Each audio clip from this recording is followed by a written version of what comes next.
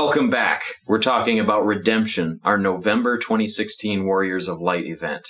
And right now we'd like to speak about a situation that happened where Ridge, the innkeep, he was seeking to recover his amulet, which he desperately needed.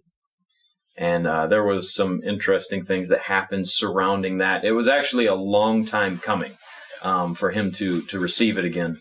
A lot of the players had gone on different story mods and stuff like that to get to the point of where they could, recover it with him. So yeah, and kind of the backstory with that too, real quick, is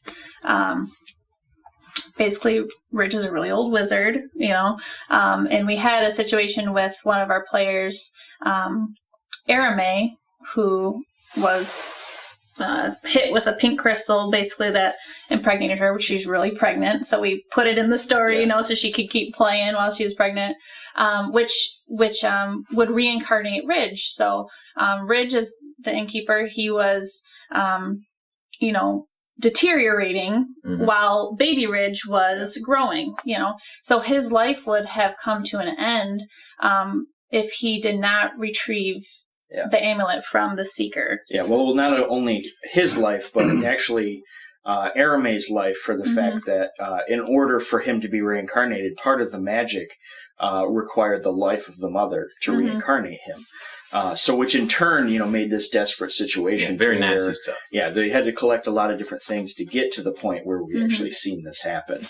Right, and this spanned our entire season as well. This was always in the back of the players' minds to try to achieve this. Yeah, so. And there's a lot tied into this. It just world lore, very much so. We're dealing with Calathiel and Carn, and a character you didn't get to actually see, Freya, and these different characters are very much involved in the backstory. And personally, actually, one thing that made, sitting as a player watching it, I knew a lot of what was going on there, so I didn't actually interject much because, I was kind of like leaving that to everybody else. But one thing that was fun about that is it made it organic to the point to where it gave the sense that there's things going on in this world that is not directly involved with the players. Yes. There is, you're not the only one with adventures and with things that are, having to be dealt with. And, thank you for your help, but this is kind of almost like a family matter. Right. Thank you for helping me, but this is a family situation. Right. And it made it really interesting to see it from that point and that perspective. And it was like, that's cool. It was, and Arame wasn't actually there for that last event either.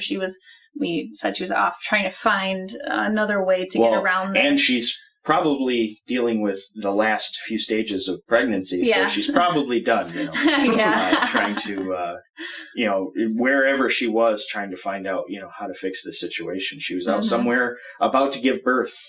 Essentially, she was in labor while everybody was laboring with Calathiel. And like you were saying, this mod was different for the fact that it didn't directly involve players. It was all about NPCs, really. And the players came along for the ride if they chose to do so, and it did make the world feel a lot bigger. Yeah, I agree. Cool. I was from being my first story with you guys, watching this unfold. I had no idea what the background of it all, and it definitely gave the world that you guys are building an organic touch to it, because no one else except for Ridge had any contact with this. And I found it to be really, really sad and had a significant horror element to it, particularly with Ridge having to reincarnate and he kills the mother. And that's how he's lived this such a long period of time. And it's a very, very well done story.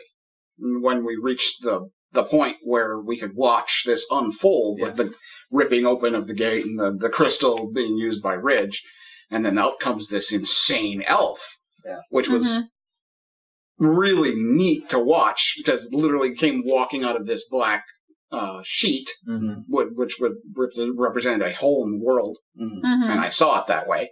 And he comes out and throws his hair back and looks around like everybody's an insect. Right. That was nice. It's like, none of you have nothing to do with me. Why are you in my world? Go away. Well done. It definitely was. And even like the view of like Calathiel, just I didn't want to say much or be part of it because I know a lot what's going on, but it was like so great for me to like nostalgic because when we created, Kyle created Clothiel, in this setting storyline a long time ago, when everything was being created, and, it was just imagination and his description, and he role played that character and everything like that. And when you came out, that was totally the envisionment of exactly what I seen in my mind as Clothiel, who was. You always had his personality, but physically it was like, holy crap, Clothiel just walked into the real world, So I'm kind of sitting there like, I got to spar with Clothiel for a second. That was fun. Well, we were very familiar with those characters. Clothiel, Carn, Ridge, and Freya, went on a very long journey together, and so they were very, intimate to us. And we had kind of concluded their adventuring days, So Clothiel was technically in character retirement. That's where he was imprisoned to never be released again. And so looking at the story, looking at what could possibly happen and stuff to kind of, make it come to a close again, it had a couple of different outcomes, and it turned out that he's, back in retirement. But for me, being so intimate with that character, it pulled on my heartstrings a lot to play him. Because I got to channel that pain that he feels, that loneliness, and things. And that was very evident in how you were playing the character. There was lots of pain, so much pain that it had driven you to do unspeakable things, or you've had unspeakable things done to you. Clothiel. Both, both things that happened. Right. Now he comes out and just smites down a human just standing next to him just because he's standing there being slightly defiant. And honestly, that was, Clothiel dealt with like the persona of pain incarnate. Like that was one of the neat things about that character going through its storyline. That was like his driving force. It was tragedy. It was tragedy. And, and it was very sad for the fact that he lived his life through that.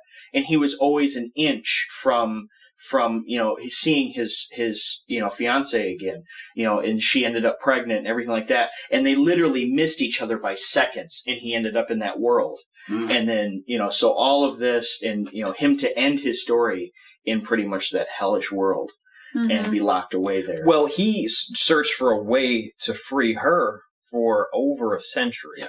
So the thing is in his mind, he hadn't seen her in so long, he really doubted that it was ever possible. But he just stayed the course because that's all he had left. And he didn't know what he would do if he got there because he darkened his soul so much that he didn't even know if he could have a life with her anymore. But did he really darken it, or was it the demon that he was trapped with that actually did that? Well, this was before he even got trapped. Before he got there. Yeah. Okay, so guys, I don't know all the backstory. Exactly. To this thing. It was a century of anguish of trying to recover her. And searching for these, corrupt powers in order to try and release her. He went through a century of depression, but then once the Seeker got a hold of him, that's when his insanity started to flourish with the illusions and the constant torturing mentally. That's when he started becoming insane. Yeah, the last 25, 26 years. 27. 27 years. I lose count. I remember. Count when I'm in there. And then the thing is that moment when he realized that Talara was real. See, that's why it was so big, is because that was the first time he'd seen her. He'd seen visions and been tormented, illusions, lots, but that was the first time he actually had her. So it was such a tough decision to say, just, you have to leave me alone. I have to go back in, or else everybody dies, so. Just a lot to it. Yeah, that last moment was pretty raw even for me because I've never played Talara. She was someone we put into the LARP world and not necessarily, we never role played her before. I haven't. Yeah. And, she existed in that previous campaign, but never as an actual, I was NPCing her as the GM, but she got to play her in relation to him. And once again, out of, there were so many moments in this event that were like this, but once again, it was just another emotional moment, another immersive moment, even the night before when me and Carn went into the inn, and then we're running up to Clothiel as he's fighting everybody, pleading with him, and then even my character at the end deciding that she did not want to lose Clothiel and basically killed herself essentially to not lose him again by following him into the black hole. It's like, All of it was just really deep and watching that interaction between those two characters, the two betrothed. It was heartrending because I knew that the elf Clothiel was going to turn around and walk back into that, and I was standing just back to your right. And I'm watching the resolve come over, set into your shoulders, like you were going to follow him through. And then, like I told you a little while ago, I would very seriously consider tackling you to stop you from going into that place and sacrificing your life, so that your son wouldn't be alone in the world. Yeah, she was a little selfish in that moment in regards to their child, but it was one of those things that were such a long time coming. She didn't want to let it go. Yeah, and the interaction between you two as those NPCs, that raw, desperate longing and need and love, all rolled into one painful ball to watch. And just watch it all shatter as Clothiel stepped away. I'm like, oh, this is horrible. Yeah.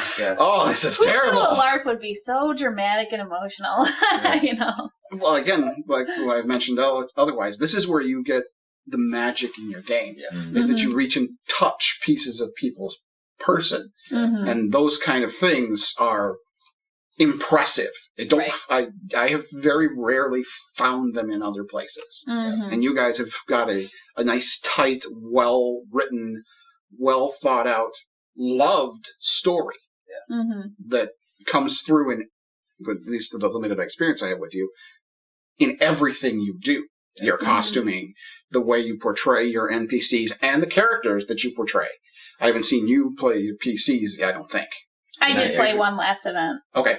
Kyle's not been fortunate enough to play PC yet. But I can't even tell the difference in this game between your NPCs and your PCs, and that's fantastic.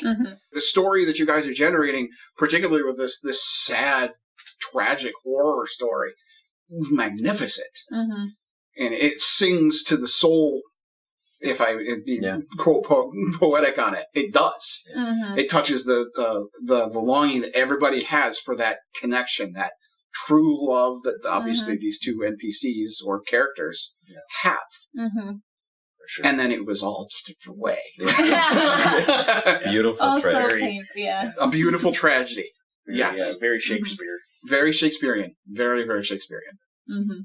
All right. Well, thanks for joining us again. We're talking about our November 2016 Warriors of Light event, Redemption. So that's all we have for this time, and we'll see you next time.